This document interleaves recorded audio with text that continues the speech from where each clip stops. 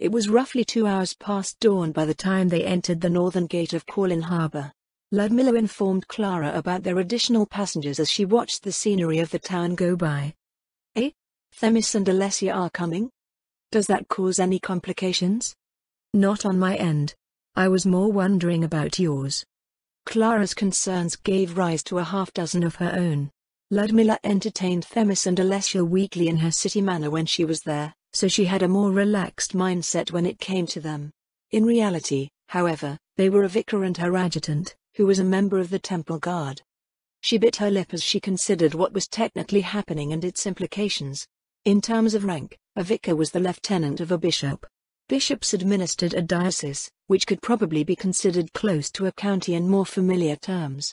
So if a bishop was a count, a vicar was a viscount. Even the linguistic roots of the titles held similar meaning. It wasn't just that, however. In order of precedence, a bishop was below an archbishop, who in turn was below the 6 cardinals of the slain theocracy. Each cardinal was the head of one of the 6 sects of the faith of the 6, and from their number came the Pontifex Maximus of the temples of the 6.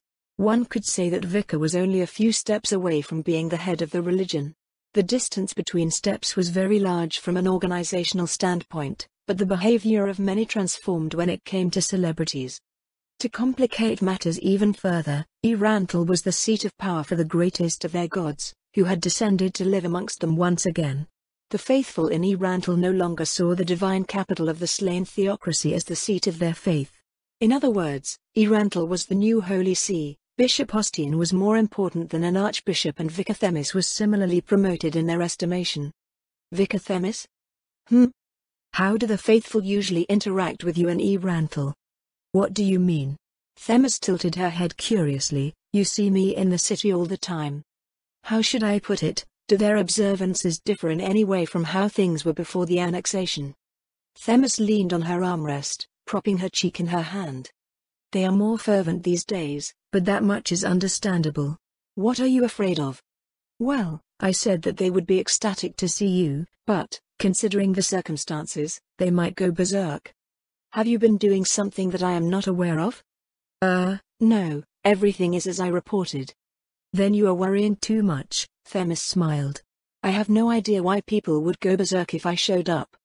If this was the theocracy, Alessia said, the demeanor would have the right of it. They looked over at the young paladin. The degree of reverence goes up with rank, she explained. Pilgrims to holy sites will display great reverence for local archbishops, and they will more readily listen to paladins than local law enforcement. Those who visit the divine capital will become excited and faint if they see a cardinal or Miko princess. If they caught a glimpse of the Pontifex Maximus, I would not be surprised if they spontaneously blossomed into flowers. The more I hear about the theocracy, Themis muttered, the unhealthier it seems. Does that mean you act that way as well? No, Alessia snorted. Members of the temple organization act as any proper organization probably would. It would be troublesome if I collapsed from a nosebleed every time I interacted with any of those old folks. Were her people closer to their counterparts in the theocracy? No, since they were migrants from Erantal, they wouldn't be so ridiculous. I think everything should be all right. Themis will be holding some services while we're there, so the people should be satisfied with that. Oh, Leanne will simply love that. Ludmilla smiled to herself. She could imagine her friends' complaints when she found out how many religious functions they would be attending. The residential ring of the town rose roughly 4 meters above the road, giving travelers the impression that they were going through a small canyon leading to the common district on the other side. The scenery opened up roughly 500 meters past the gate, giving them a view of the bustling town that was now 4 meters below. As with many urban centers, the positioning of Corlin County's industries was dependent on the prevailing winds. No one wanted a blacksmith, alchemist or tanner covering them with soot and foul odors, and Clara had arranged her town accordingly. The residential areas were not downwind of anything. The combination of its generous residential allocations, abundance of green spaces and proximity to economic centers made Corlin Harbor perhaps the most attractive place for humans to dwell in the duchy. Industries with undesirable emissions were placed on the south side of the common area, making the harbor the only side of the town that had to deal with the problem. Since it was mostly warehouses and cargo handling areas and the dry docks were roofed over, It felt like an optimal urban arrangement. Castle Corlin was south of the harbor, but the fumes from the industries weren't so extreme that they could be detected from so far away by regular humans. So we will finally get to see what these great plans are all about, Alessia said as she looked out her window. Captain Cavallaro always mentions that something is going on here when he drops off his reports. What did he say? Last week he said that some barges appeared. But any place with a good river has barges, so I do not know what all the fuss is about. I suppose that means the theocracy is no stranger to transporting things by ship. Of course. Alessia replied, moving things by water is far better than by land, this much is common knowledge. Most of our routes from city to city follow the waterways. The carriage turned east off of the highway, following the road past the parking area for visiting caravans. It continued further east along the waterfront around to the southern side of the harbor. Alessia stared as they arrived at their destination. This barge is very large, Alessia said. How does it even move? I do not see any sails or places for oars. Probably the same as usual? Themis ventured. Undead have been providing menial labor for nearly everything where they are available, so I doubt it would be any different with this. Countess Wagner probably came up with some contraption that makes it fly. I have not seen any of her contraptions fly, but, a team of soul eaters running along the river bottom pulling the ship around? We have such things, except the draft animals are assisting from the shore. We are keeping the workings a secret for now, Ludmilla said, so you will be stuck with your guesses for a while. Come, that delay out of Rantel has kept the others waiting. Upon disembarking, Ludmilla found Clara waiting for her outside. The Countess of Corlin was adorned in one of which Ludmilla thought was too many dresses she had purchased during their stay in our winter. That she had bought 5 times as many books was even more unsettling. Even with a ring of sustenance, Ludmilla wondered when Clara would find the time to read them. The radiant jewel of the Riverlands beamed brightly at their approach. Baroness Zaradnik, she said, Vicar Aspasia, Sister Alessia, welcome and thank you for coming. Countess Corlin, Vicar Aspasia replied with a ritual gesture. Blessings of the Six be upon you. Thank you for accommodating us on such short notice. We have plenty of room, so it was not an issue whatsoever.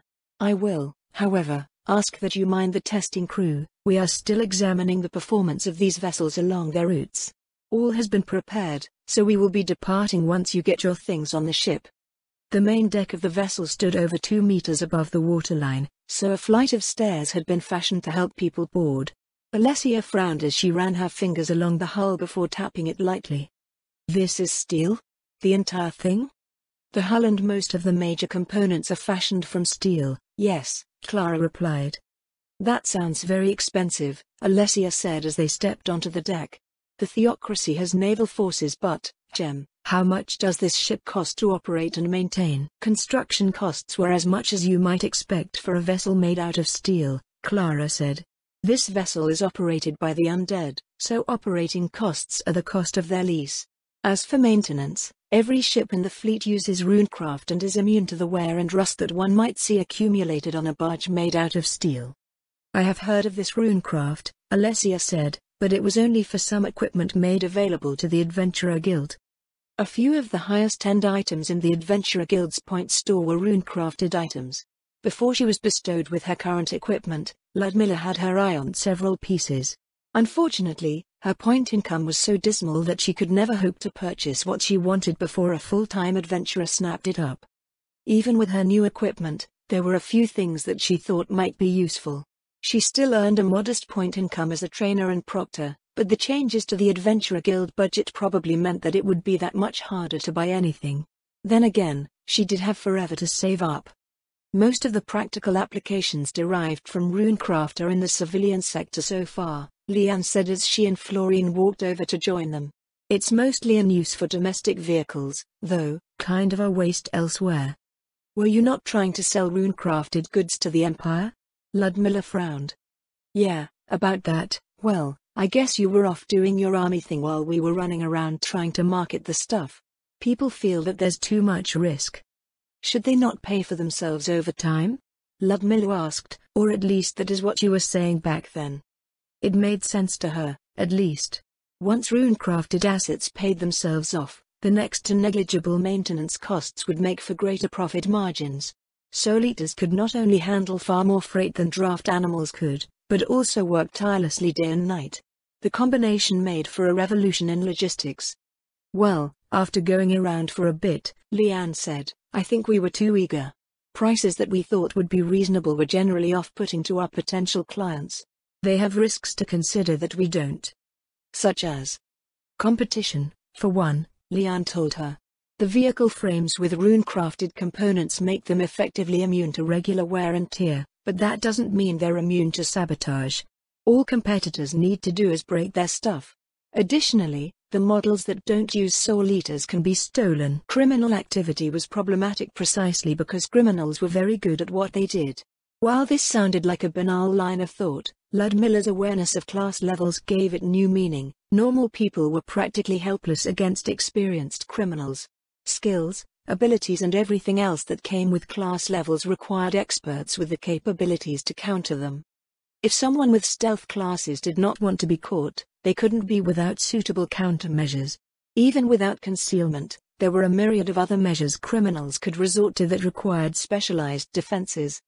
They could use a portion of their new profit margins to hire security experts, Ludmilla suggested. The Sorceress Kingdom's new merchant guard, for instance. Or all the adventurers that our Death Series servitors are going to put out of work. They could, Leanne said, but they won't. The more those profits shrink, the less incentive there is to adopt new stuff. Their existing assets represent the investment that they've put into not only those assets, but also the development, training and systems that go with everything. Even merchants will balk at radical change unless someone else proves that it will work first. Above any of that, however, we made a strategic blunder that we would have immediately recognized if we all weren't so excited about how awesome our stuff was. What blunder might that be? Ludmilla asked. We're hurting ourselves by selling it, Leanne answered. I'm not only talking about having a monopoly on our vehicles and machines, but all of the industries that support the transportation industry. Think of it this way, a blacksmith making an unbreakable tool can only sell it once. Once everyone has all the unbreakable tools that they need, they won't buy any more. Eventually, everyone has everything they need that a blacksmith can make and the blacksmiths go bankrupt. Will that not just drive them to create better tools? There's a limit to that. Research and development costs money, too. Can't do that when you can't even eat, and the closer you get to perfect the longer it takes to figure out and the more expensive it becomes. But you have already invested so much into your industries, Ludmilla said. What will you do instead? We'll aim for steady long-term profits, Leanne shrugged. Stuff from my workshops will easily sell as mundane goods. When they break is actually the best part. Since every vehicle frame and piece of machinery is made to our specifications, fixing a wagon doesn't require an artisan to custom craft a replacement for whatever broke. We can open shops in every town and city with our parts in stock. It's cheap and convenient, people will love it. After being exposed to the new realities that came with rune-crafted machinery, Leanne's new plan almost seemed exploitative. Yet, it was normal for things to wear out and break, so most wouldn't think anything of it. They would purchase high-quality goods that were easily serviced. The more people used House Wagner's machinery, the greater the demand for replacement parts and the greater the Sorceress Kingdom's trade surplus would be. Will people not try to make their own replacement parts? Ludmilla asked. They can try, Leanne answered. Good luck being as quick and cost-effective, though. Even if they do manage it, it'll just drive us to be better and cheaper. Merchants aren't strangers to competition. The last of Ludmilla's cargo was loaded and the barge drifted from its berth. With the vessel being so massive, it was a different feeling from riding on her Na. Alessia looked over the edge as they made their way. Don't fall off, Leanne said. You'll go squish if you're unlucky. We did some tests with undead up to blood meat hulks and they just got smashed when caught between the barge and something else. What if I use Invulnerable Fortress? Alessia asked. This is a common tactic by aquatic opponents against ships. We didn't try that. Not here at least. Corlin, did they try it elsewhere? No, Clara replied. Leanne looked at Ludmilla. What? Ludmilla said. We should see what happens, Leanne said. What if I go squish? We'll slow down the boat, Leanne replied. 1 second. Leanne went over to explain what they were doing to the elder Lich captain. The barge slowed to about walking speed and they went over to the front of the ship. "You won't squish now," Leanne said. "Probably." Ludmilla frowned at Leanne before activating her hairpin and flying out in front of the barge. The group on the ship looked down as the vessel slowly approached her. Ludmilla held out her right palm. "Invulnerable fortress." "Whoa!" Surprised voices rolled out over the deck as the barge jerked to a halt. Leanne, who was standing right at the edge, continued going forward when the ship stopped. Ludmilla threw out her arms, drifting back through the air to catch her. The younger noblewoman squirmed a bit in her embrace. "I wasn't the one that was supposed to go squish," Leanne muttered. "So I was supposed to go squish?" No. Leanne lowered her voice. "Clara isn't going to get jealous, is she?" "She might," Ludmilla replied. "Shall we find out?" "No thanks," Leanne squirmed a bit more. "I'm scared to think what might happen to me." Ludmilla didn't think that anything would happen. At the least, Clara never said anything and Ludmilla never noticed what might be a jealous reaction when she interacted with other women, not even when Ludmilla shared what happened between her and Lady Shiltia. She flew back up and released Leanne onto the deck. Clara and Florian had their attention turned to the ship and its crew, while Themis and Alessia were checking them for injuries. The elder Lich captain had left the bridge, pen scrawling ceaselessly over its clipboard as it made observations and received reports from the testing crew. Several were rolling the cargo shutters back, revealing the containers stored within. Leanne peered nervously into the ship's hold. "Since the hull is magical, any damage we take should fix itself, right? Until its durability is so low that it breaks apart," Ludmilla nodded. "That being said, I'm not sure how that works with the vessel being made out of so many individual magical components." "Gah, this really sucks," Leanne bit her lower lip. "Alessia, you said that aquatic demi-humans do this?" The paladin rose from where she was tending to an injured crew member nearby. "They do," she said. "Piracy is a major problem for those who wish to take part in the sea trade. Sometimes, aquatic demi-humans will go up estuaries to attack shipping as well. A ship will be going much faster than we had been just now and the collision can result in major injuries and possibly sink the ship. The demi-humans then enjoy a great advantage as a ship's crew members are cast overboard and dealt with before the pirates board their target." "Okay, how do we make them not attack us?" "You were asking the wrong person," Alessia let out a short laugh. "The theocracy does not negotiate with demi-humans." Alessia's levity gave Ludmilla pause. While they shared the same faith and many of the same cultural elements, the people of the theocracy still seemed far removed from the faithful in the Sorcerer's Kingdom. Problems with the paladins that had come from their southern neighbor were few and far between, but, at the same time, many of their cultural attitudes were deeply ingrained and had not changed much since their arrival. "We'll just have to see what we can do when we get there," Florian said. "I've not interacted with any aquatic demi-humans before, but the demi-humans that I've worked with so far can all be negotiated with. Maybe the Draconic Kingdom has amicable relations with them like the Holy Kingdom of Roblay does with theirs." Information on the nation on the other side of the Katza Plains was surprisingly scarce. Their main sources of information were the paladins from the theocracy who had participated in the military relief efforts against the Beastman Kingdom nearby. They had a few things to share about the cities and the land, but it wasn't at a level of detail that satisfied Ludmilla's friends. By and large, it felt that individuals from the theocracy had an aloof sense of distance that kept them from developing an interest or even an eye for the workings of other countries. Most of what they knew revolved around dealing with hostile incursions. And these were the ones who had been handpicked for being open-minded and temperate. A half-hour later, the elder Lich captain came over to report the crew's findings. "The vessel has sustained minor damage," it said.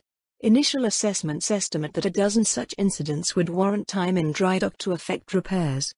"Let us be on our way, then," Clara nodded. "We will need to prepare for more strenuous testing at a later date.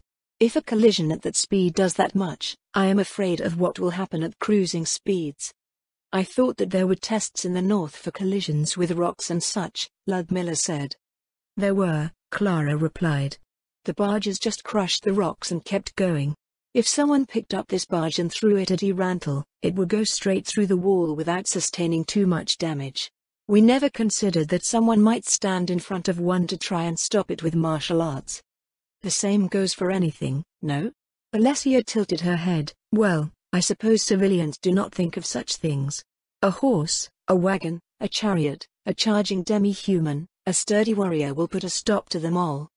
Thinking back on her time with the Imperial Army, the cavalry-focused legions were very lucky that the theocracy exterminated any nearby tribal populations that managed to develop martial arts or combat-related skills.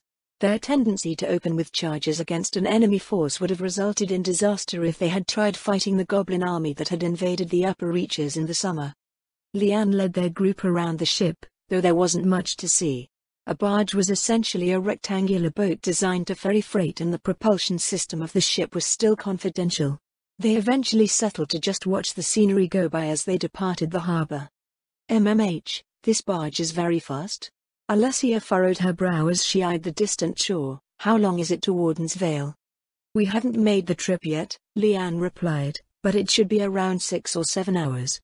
Probably close to 7, Ludmilla said. There are twists and turns we will have to be careful with. 7 hours. Alessia rubbed her petite nose. And you mean to reach the sea? Would that not mean you can reach the Draconic Kingdom in less than 2 days? Something like that, Leanne said. That's just the first step, though. There's a whole world out there to trade with. Though she said that, they had no real idea of what was out there. Smith Kovalev was the only person that Ludmilla personally knew who had been beyond what might be considered the theocracy's domain. House Corlin's merchants primarily operated in the theocracy. Leanne and Florine did business overland to the east in the Empire, Carnassus and the Great Steppe. How much do you know about the area around the Draconic Kingdom, Sister Alessia? Ludmilla asked. About as much as anyone stationed in Altamura is taught, Alessia replied. It is a medium-sized country beside a very big country. That very big country is full of things that eat the people of the medium-sized country, so life can be as expected of such a situation in the Draconic Kingdom. The Beastman Kingdom bordering the Draconic Kingdom was even more of a mystery. For some reason, no one could even tell them its official name. Altamura guards against potential incursions from the Beastman Kingdom, Ludmilla said. Surely you must know something about it. We know what races might come by and how to kill them, Alessia said.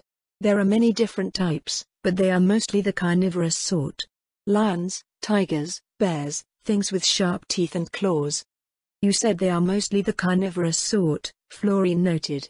What about the non-carnivorous sort? How do so many different races that could be eating each other coexist?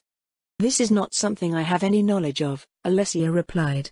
All I know is that humans are treated as food. There is little we can do but fight or be eaten. Florine looked away with a dissatisfied expression. She was adamant that beneficial, non-violent relations could be established with any race possessed of reasonable intelligence. However, she needed information to work with and act upon to work towards her goals. A mysterious void existed in their knowledge when it came to the lands in the southeast and further into the continent. The lands of Carnassus and the Great Steppe were blocked off in the south by a massive mountain range made effectively impassable by highly hostile inhabitants. This range went all the way past the Great Steppe and into the lands beyond. Even Leanne did not know where it ended. Merchant maps were next to useless when it came to figuring out the lands that they portrayed, as they purposely betrayed nothing beyond trade routes. Possession of more detailed maps would have one accused of espionage and resulted in one being enslaved, executed or eaten. This was true even when it came to territory that was part of one's own nation. In Riestais, the land of a noble was their own to know. As a result, their information was cursory at best. Ludmilla often attributed her ignorance of the world to a martial noble's limited education, but in this case, it appeared that even those who she expected would know did not. At one point she would have to fly around with Elishnish and make some maps of the nearby countries, assuming she obtained permission to do so from the royal court. I wish we got that passenger expansion finished before we left, Leanne muttered. Now that we're actually going somewhere, this ship seems pretty bare. Barges aren't supposed to be fancy, Florine said beside her. It's fine for what it will be used for most of the time. What passenger expansion is this? Ludmilla asked. Like a thingy on top of the bridge thingy, Leanne made a loose gesture towards the stern. We were so worried about whether these barges could carry what we wanted them to that they were stripped down of everything non-essential to reduce mass. Turns out we can probably load 3 times the intended cargo without a problem on the river. Ludmilla looked above the bridge, trying to imagine what the thingy was. How big is this thingy? We're basically stacking another bridge structure on top of the bridge, Leanne told her. The bridge is about 6 meters wide and 8 meters long, so we can divide it in half and put a common room in the back. Up top can be divided into 4 cabins with triple bunk beds. We can fix up a bunch of stuff, add railings around the ship, put in windows, add magic items for convenience. If they made things compact, each cabin would be able to provide sleeping space for up to 12 people. It was probably more reasonable to have double bunks and 4 people to a cabin, however. Leanne wants to move caravans around in addition to cargo, Florine said. Once the cargo is loaded, the hold can be shuttered with a sturdier cover and loaded wagons placed on top. Merchants can pay for a quick trip from one port to another. The more we hammer down operational costs, Leanne said, the sweeter things get. Any merchant would pay for a service like this. The amount they save on their operational costs makes it worth it. I don't think we'll be using the full cargo capacity of these barges for a long time, so we may as well do as much as we can. If you 3 think it can work, Ludmilla replied, I cannot really say anything. What about soldiers? We can fit hundreds of Death Series servitors in the hold. Leanne wrinkled her nose. The way you try to militarize everything is, what would you even need hundreds of Death Series servitors for? On a barge, no less. There are faster ways to get them around if necessary. It would look impressive, no? Alessia said, this barge comes to a port and then hundreds of Death Knights come flying out. Your enemies will faint on the spot. These are cargo ships, Leanne cried out. Cargo ships don't want anything to do with enemies. Next, you'll be adding emplacements for elder liches to shoot fireballs out of. No, wait, forget I said that. Purpose-built vessels are better anyway, Clara said. It's fine to add passenger space to these barges because they have plenty of displacement to spare. If you want a warship, it is better for it to be an actual warship, yes? Can we make one? Ludmilla asked. I think that is a question for the Grand Marshal, not your friends. Given the cost of even a single cargo barge, Ludmilla couldn't imagine how expensive a warship using the same technologies would be. She couldn't think of any justification for building one, as not only could magic transport them to a target location instantly, but Death Series servitors were not created to fight on ships. If the Royal Army desired undead for maritime combat, His Majesty could create something more suited for the task. An almost lazy atmosphere settled on the ship as they continued on their way. Ludmilla idly patrolled around the main deck, eventually finding Clara sitting with her legs dangling over the stern. Her friend was leaning back on her hands, eyes glittering amethyst in the midday light. This might be the most adventurous position I have seen you in on your own, Ludmilla said. Is it safe to be sitting there? Clara's gaze didn't leave the scenery they were leaving behind, the wide river framed by vineyards rising over gentle slopes. I thought it would be like a wagon, at first, Clara replied, but this thing is so big and solid that it almost doesn't feel like a vehicle. You know, I have lived on the Katza River for all of my life, but I have never sailed upon it. Your Lord Father would not let you, as I recall, Ludmilla said.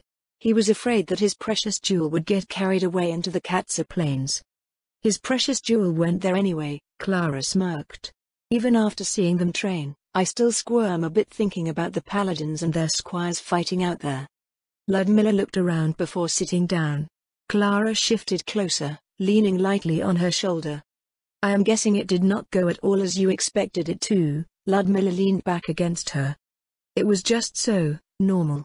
Everything was so mundane, like the tales and legends of adventure and war are nothing but fanciful fabrications rendered to entertain. They are, Ludmilla replied, at least in part. Nearly all of those tales are second-hand information or worse. So much is lost over time that bards and sages can only piece together what happened, and many use known inspirations to fill in the blanks.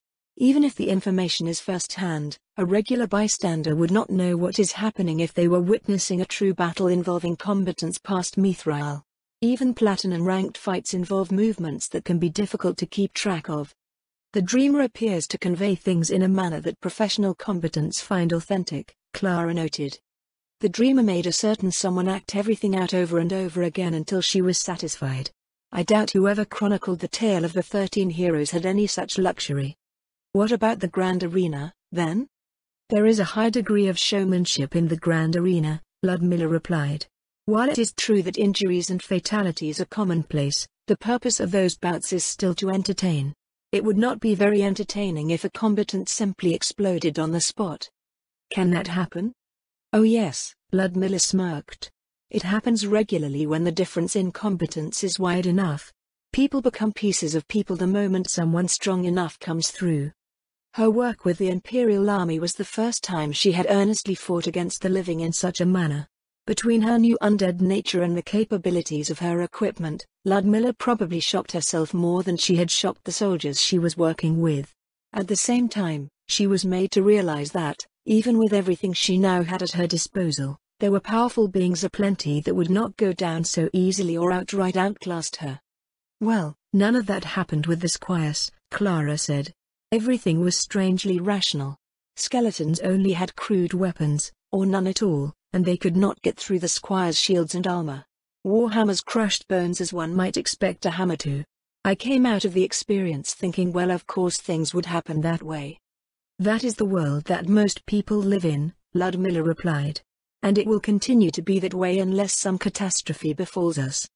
So the Imperial Army was like that as well? For the most part, yes.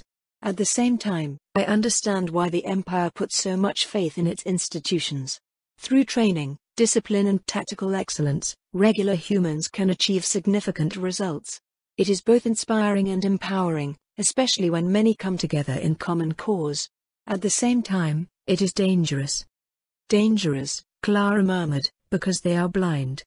Ludmilla nodded and sighed. Every time a battle was won, a small part of me thought I could kill everyone here and walk out of the fight without a scratch. Another part of me wondered if that lesson would be best taught by just letting them die to one of the powerful threats that they would inevitably run into. That did not happen, I hope. It would not have been proper, Ludmilla said. The Empire is our protectorate. Leaving them to die would be the same as telling the Empire that the Sorceress Kingdom would allow them to perish. I did what I believed would initiate the appropriate adjustments to their worldview and set them on a path unclouded by recent history.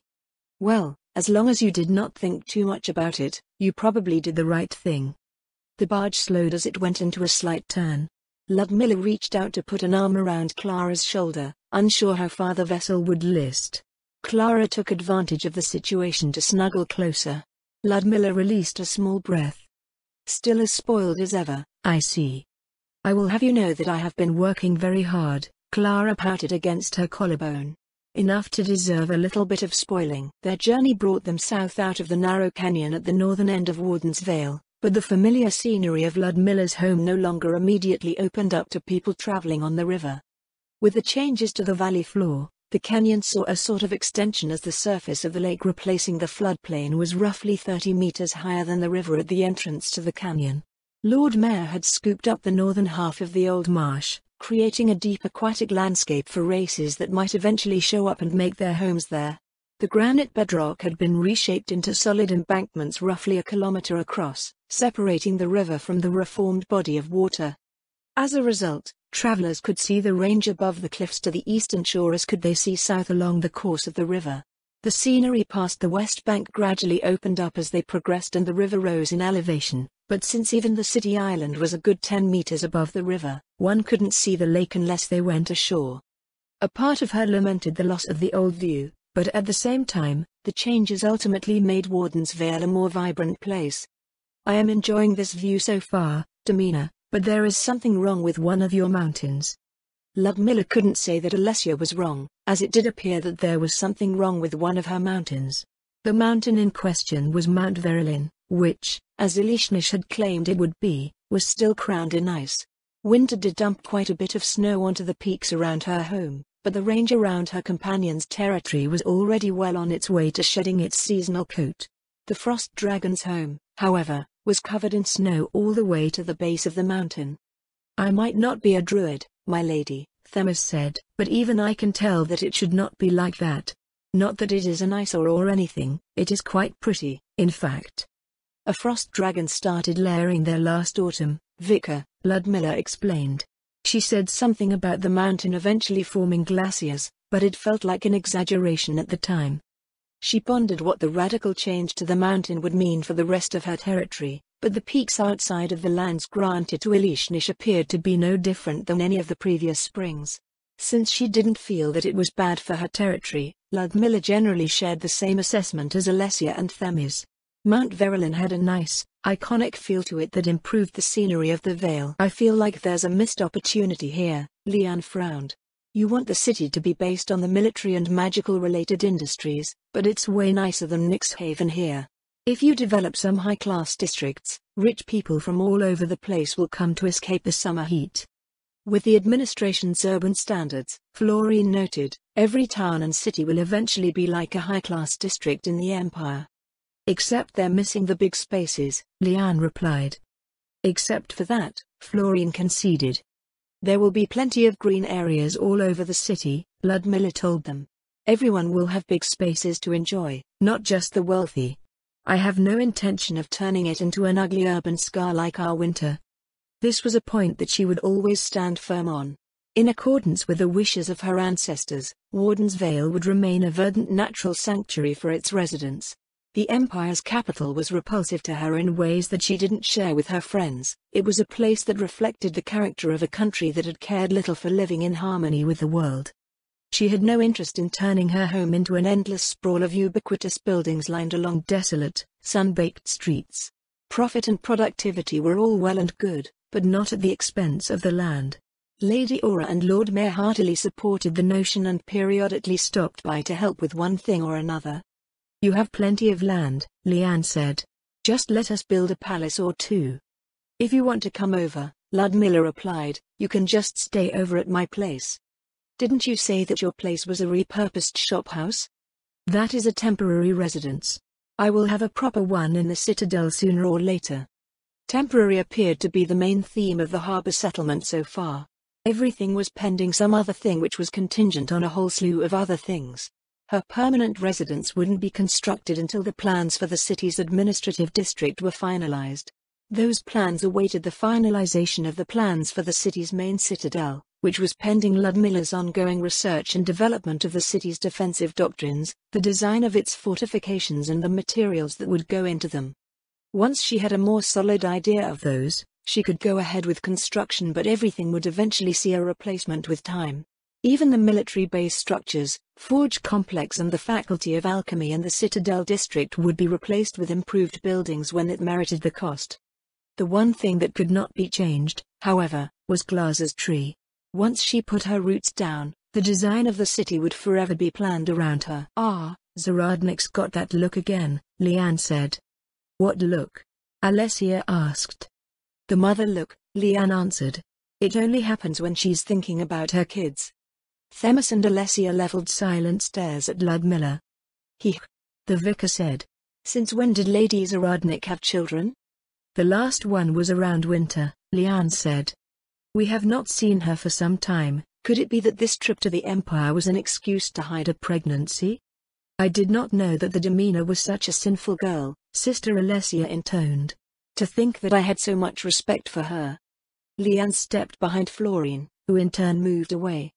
While I may be something like a parent to them, Ludmilla said, they are not the children of my blood. Alessia vanished from sight, reappearing at Leanne's side in a blink. Ludmilla was reminded to ask her about Shukuchi at some point. I see, the paladin said. How shall I punish this one for her slander, demeanor? Punish? Leanne tugged against the paladin's grip to no avail. It was just a joke. You are in Ludmilla's territory now, Clara said. It could be said that you just committed an act of defamation against the local lord. Florine, help. Florine sniffed and turned away. One punishment later, the barge cleared the river bend and approached the harbor. A vampire bride in a harbor staff uniform waved down to them near the entrance to one of the berths.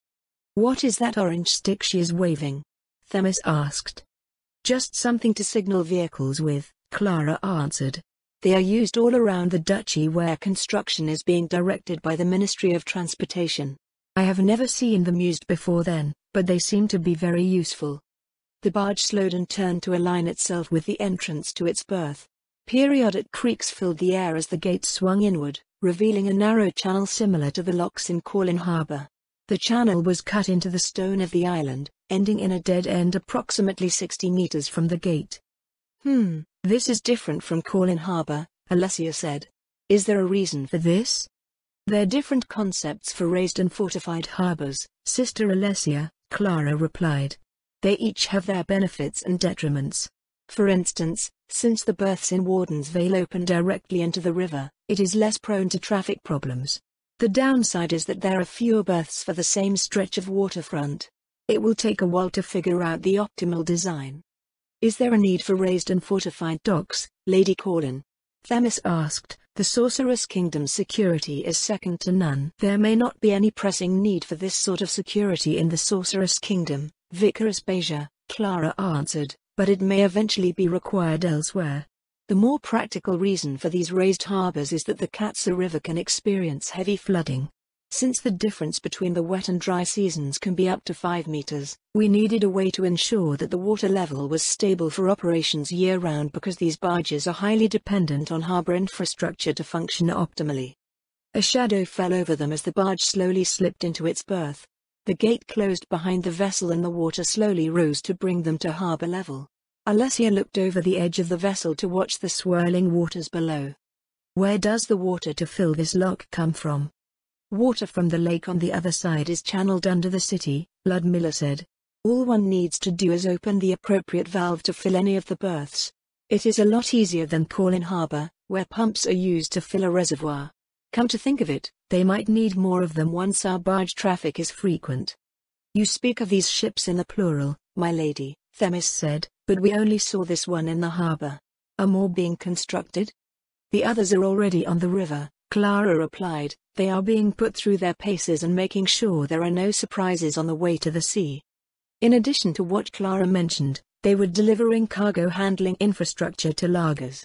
Once the equipment was set up and the harbor dredged, the abandoned capital of the Katsa Plains would begin to see trade again. While the environment was hostile to the living, they could still use it as a depot for goods. As the main deck of the barge rose above the walls of the berth, the test crew opened the shutters over the hold. Everyone watched as a gurney crane was rolled overhead by a couple of death warriors. Its lifting frame was lowered into the hold to take the first cargo container away. Ludmilla eyed it as it swayed ever so slightly. Have there been any accidents with these things yet? She asked. We've done hundreds of tests, Leanne answered. The enchanted cables are repaired with advanced mending spells long before they're in danger of snapping. What about the people part? People can still make mistakes, Leanne said. Including the undead. We have all sorts of precautions so no one's gone squish yet. She certainly hoped that it would continue to be that way. Unlike most workplace accidents, having one with a 20-ton cargo container would be fatal for most. The crane rolled away with its load, depositing it in the holding area beside the berth. After watching the process repeated several more times, they disembarked from the ship. A few dozen meters away from the activity, Jeeves was watching the harbor crews go back and forth. The diminutive skeleton harbor master performed his characteristic bow as they approached. Welcome back, my lady. It is good to be home, Ludmilla smiled in reply. Hey, Alessia said, how come this skeleton can talk? Jeeves is a skeleton merchant of some kind, Ludmilla replied. I'm still not exactly sure how he fits in the grand scheme of undead things. He's also another one of Zaradnik's kids, Leanne lowered her voice conspiratorially. Themis and Alessia eyed Jeeves, then Ludmilla. At least this one is child-sized, Themis said. How many more children do you have, Domina? Alessia asked. You seem to be having different kinds. Maybe we will see an elemental and a demon next. Who did you have this one with, by the way? The royal treasurer, Leanne said. Alessia fell silent for a moment, then sighed. This is turning into one of those racy novels that Themis hides under her MPHGH. Do you have anything recent to report, Jeeves? Ludmilla asked. Other than things going according to plan, no, Jeeves answered. Everything was set up well in advance for testing, so now it is just a matter of making sure everything works. Aside from that, Jem, the Death Warrior captain is taking your Nara up and down from the upper reaches now and has reported no hazards on the river. That is good to hear. In that case, Dame Verulin's new vassals will have no issues transporting things from the harbor. Thank you, Jeeves. They left the skeleton merchant to his work and went down the street towards the passenger wagon stop. Ludmilla squirmed internally as her guests scrutinized the rest of the infrastructure as they went. Aside from the cranes needed to service the new barges, everything was very basic, near the bare minimum of what was required to handle and store cargo. Demeanor, I have a question. What is it, Sister Alessia? Ludmilla replied carefully. This harbor must be 3 kilometers long, the paladin said. Surely this is a bit much? Ludmilla supposed that it would seem that way. Never mind the comically small population of the harbor relative to the size of the island. The size of the island itself would be a metropolis on the scale of a national capital if completely developed. Everything you see right now is all that there will probably be for the indeterminate future, Ludmilla told her. The development planned for my domain will be more than enough to support the city that will eventually rise here. If we end up never needing the space, we can repurpose it into something else. You said you have demi-humans here, yes? They are not in the harbor yet. Demi-humans sometimes pass through and lizardmen come to trade, but the other demi-human populations in my territory are still sticking to their natural habitats and traditional behaviors. It might be a while before we see enough change and they grow brave enough to permanently move in. How do your human subjects get along with them? Themis asked. Irantal's citizens are still unused to their presence and the demi-human quarters human visitors amount to merchants trading with the dwarves and checking the surface market. There have been no incidents reported for months now, Ludmilla said. Everyone has been keeping to themselves, though that may be because it was winter. The royal army is keeping an eye on things. We will just have to see what happens when the tribes become more active. What happens if something happens? The law happens, Ludmilla said flatly. They boarded a wagon waiting for them at the harbor's passenger stop, while her friend's household staff boarded another behind. Ludmilla was all too aware of the rough road a predetermined route over the unworked stone of the island, as they rumbled along. After several violent bounces, Clara attached herself to Ludmilla. This really is the frontier, how? Leanne rubbed her thigh as she glowered at Florine. After a moment, her gaze fixed itself on where Clara was stuck to Ludmilla's arm. There's something I've been wondering about, Themis, Leanne said. How come no one ever says anything about that? About what? You know, Leanne pointed with her chin, the thing Colin and Zaradnik have going. Themis followed Leanne's gesture, and then shared a glance with Ludmilla and Clara. Why would anyone say anything about that? Themis said. It is a private matter between them, yes? Isn't the faith of the Six all about propagating humanity, cultivating bloodlines and all that? Leanne asked. I may be wrong, but this sort of relationship doesn't result in babies. Since that's the case, I figured you'd be against it. I do not see why it would be a problem as long as they bear children, Themis answered. In fact, there are certain advantages to such a relationship. Like what? Not everyone has the discipline to rein in their base nature, the vicar said. If a boy and girl are too adventurous, then a mistake can happen. 2 girls, however, cannot make that sort of mistake. They are free to be intimate even before they are recognized as adults. But what happens when they're adults and you want them to make a mistake? I mean, to have a kid. How else does one have children? Leanne opened her mouth and then closed it again, tilting her head this way and that. Is that really fine? Florine asked. What about their feelings on the matter? Our feelings are that it is utterly foolish to not pass on one's bloodline, Ludmilla said. I do not understand why you are looking for things to be unhappy about. Besides, as noble science, well, no, many commoners do this too. Matches arranged by our families do not prioritize personal feelings. Why would this suddenly become an exception? Fine, Leanne crossed her arms, then how does it work? Family planning is done with the assistance of the temples, Themis said. Once a match is accepted, the arrangement is up to those involved. Generally speaking, it will be practical for both parties while ensuring an acceptable level of support for the resulting children. Usually, it is beneficial since they are of similar vocations and a blending of knowledge, techniques, skills and connections comes with the union. So Colin was engaged too. Leanne started, then frowned. Wait a minute. Wait a minute. Colin was engaged to Zaradnik's brother, so that means she got to live with. That's so sneaky. Did you plan that? As Leanne's voice rose in vexed incredulity, Florine pulled out a pad of paper. What was she doing? taking down ideas for the next volume of Dreams of Red. With the wagon jouncing around so much, she didn't appear to be having much success. It was a match with benefits for everyone involved. Clara smiled slightly. Politically speaking, it was an alliance between House Corlin and House Saradnik, formalizing an already amicable relationship established generations ago. I would also come with a dowry to immediately augment House Saradnik's finances. As a member of House Saradnik, I would be assisting in the administration and development of Warden's Vale. House Corlin would of course support any of my initiatives, and they would reap the rewards of that development as House Saradnik's sole trading partner. So House Corlin with its fully developed lands would use its surplus to develop House Saradnik's lands by proxy through you. Essentially, Clara nodded. The front-hair population in Warden's Vale would then be able to focus on what they were good at, which is maintaining the security of their territory. Civilian spares from Corlin Barony would have filled the industrial roles that needed to be filled. With some work, we would be able to reclaim the lost frontier lands and develop those, too. House Vaself would have a powerful martial house on their side if you were successful, Florian mused, so they might have even thrown in their support once you got things started. Not might, Clara said. House Vaself would have had no choice but to back House Saradnik to ensure that they stayed with the royal faction. With that support, we could reclaim all the other lost borderlands all along the southern ranges. Lord Saradnik would then become Riestize's next Marquis, the Warden of the Vale would become the Warden of the South. In the royal court, House Saradnik would strengthen the royal faction and act as the counter to House Bollob. Ludmilla frowned as Clara listed off the projected sequence of events. While the plan to turn the deteriorating condition of Warden's Vale around was something that she was well aware of, Clara's long-term goals were not.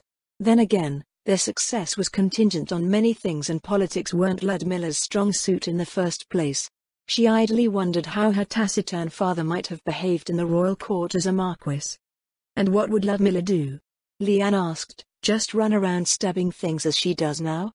Both Ludmilla and her second brother would start cadet branches to support House Saradnik as new martial houses and ensure that Riestize never loses the southern frontier again. I'd still keep her as close as possible, though. A lady-in-waiting and bodyguard would work. So in the end, Leanne said, what seems like an alliance with no substantial benefits for House Corlin to outsiders actually leads to the rise of a new march. House Corlin's merchant companies would also possess sole license to operate along the frontier, while the new power in the royal faction would diminish the influence of the noble faction. With the balance tipping, all those fence-sitters would hop on the wagon as well. Assuming that nothing got in the way of all that, Clara said. If we were born a generation earlier it would have almost certainly happened, but our time had the Empire chipping away at the kingdom from the outside and powerful criminal elements within. Still, it was what we had to work with, and trying was better than nothing. Of course, if the Empire had annexed the Duchy of Eranthal, most of those plans would have probably gone up in smoke. While the Emperor would not purge competent nobles now that he had secured the imperial throne, the military obligations of martial houses like her own would be stripped and handed over to the imperial army. They wouldn't have been able to expand their borders as part of the empire. Even if Riestize somehow held out, the kingdom's criminal elements were a monumental obstacle. The isolation of the frontier made for an effective deterrent to criminal activity, combined with the lack of wealth to target. At a certain point, however, their development would attract the same lawless elements that reportedly plagued the rest of Riestize. A thug with the strength of a mithril-rank adventurer could single-handedly wipe out House Saradnik and House Corlin if they put up too much resistance to their advances. Even if Ludmilla managed to become as strong as she was now, her experience with the arsonist in Vulcanheim County provided an example where pressure could be applied to a noble house without ever directly confronting them. It was far easier to destroy infrastructure than it was to build it, and attacking was far easier than defending, especially when it came to large amounts of open territory. But if you had all this planned, Alessia said, why did you not start sooner? Marriage is not required for any of that. It might not seem that way, Ludmilla told the young paladin, but it is. Alliances between nobles are sealed by blood. A betrothal is not guarantee enough for House Corlin to invest so heavily in House Saradnik, and Clara would not have been able to enact her plans without being part of the family first. It's still damn scary, Leanne muttered. Makes me wonder what sort of crazy stuff she's got going on now. But I told you what I am doing, Clara said. Nuh-uh, Leanne said. That ain't the same. You're the kind of person that says I'm going to get some ice cream and mysteriously gets like 60 things done just standing in line. Clara did tend to never do anything for a single reason, but 60 sounded far-fetched even for her. She did have a way of having multiple contingencies for everything she did on top of having multiple objectives. However, as long as they retained the rights and resources required to leverage the basic components of the plan, it didn't matter whether they were a part of Riesties, the Empire or, in their current case, the Sorceress Kingdom. All they had to do was adapt to their circumstances to make everything work.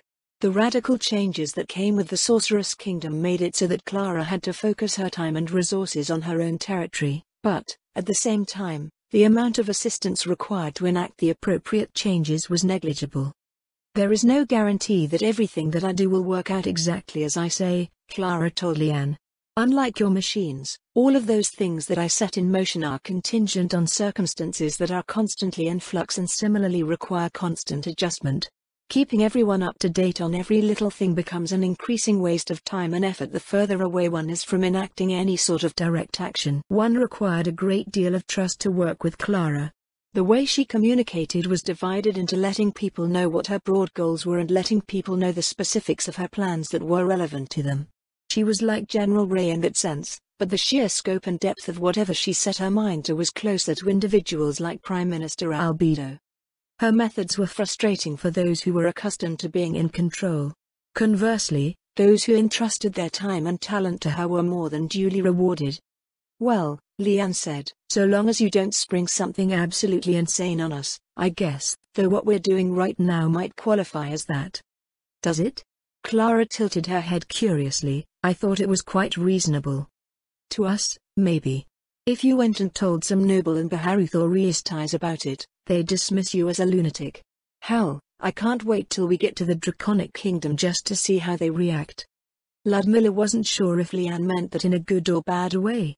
Either way, she suspected that it wouldn't impede Clara in the least.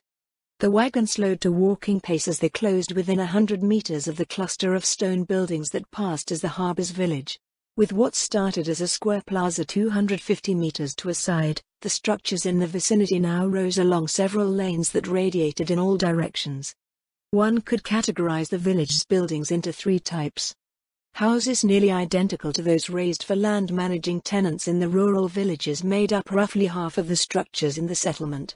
Those who lived within them consisted of tenants who worked at larger facilities, such as the city forge, the mill on the dam, harbor management staff and the industrial yards. They were also residences for tenants involved in construction and various services. About 40% of the village's buildings were shophouses that was, residences with private industrial workshops attached. They also acted as storefronts where the tenants showcased their goods.